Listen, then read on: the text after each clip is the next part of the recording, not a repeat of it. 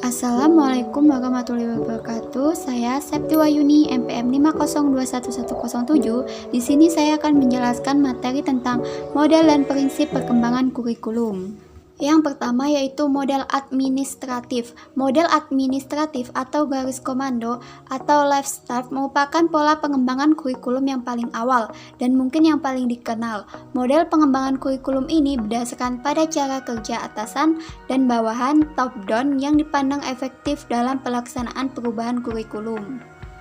Yang kedua yaitu model grassroots. Model pengembangan yang bersifat grassroots, seorang atau guru dapat mengupayakan pengembangan komponen-komponen kurikulum dapat keseluruhan, dapat pula sebagian dari keseluruhan komponen kurikulum atau keseluruhan dari seluruh komponen kurikulum.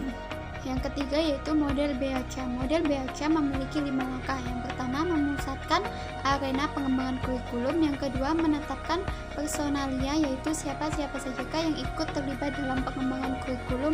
Yang ketiga organisasi dan prosedur pengembangan kurikulum. Yang keempat implementasi kurikulum, yakni kegiatan untuk menerapkan kurikulum. Yang kelima evaluasi kurikulum.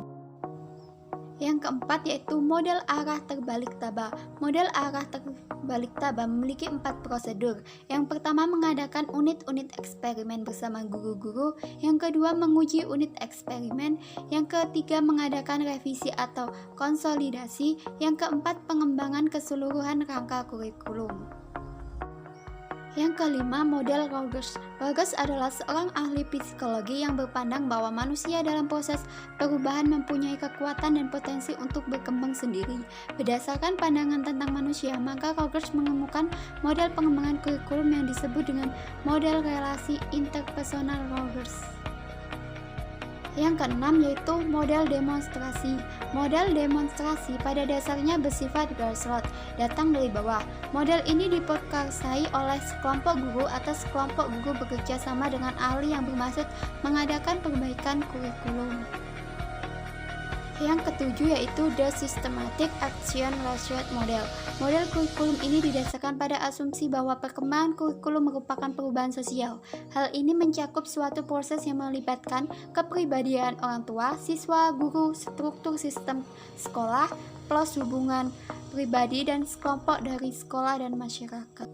Yang kedelapan yaitu Emerging Technical Model. Perkembangan bidang teknologi dan ilmu pengetahuan serta nilai-nilai efisiensi, efektivitas dalam bisnis juga mempengaruhi perkembangan model-model kurikulum. Selanjutnya, prinsip perkembangan kurikulum. Yang pertama, prinsip berorientasi pada tujuan. Pengembangan kurikulum diarahkan untuk mencapai tujuan tertentu yang tertitik tolak dari tujuan pendidikan nasional. Tujuan kurikulum merupakan penjabaran dan upaya untuk mencapai tujuan satuan dan jenjang pendidikan tertentu. Tujuan kurikulum mengadu aspek-aspek pengetahuan, keterampilan, sikap, dan nilai. Yang kedua yaitu prinsip relevansi atau kesesuaian.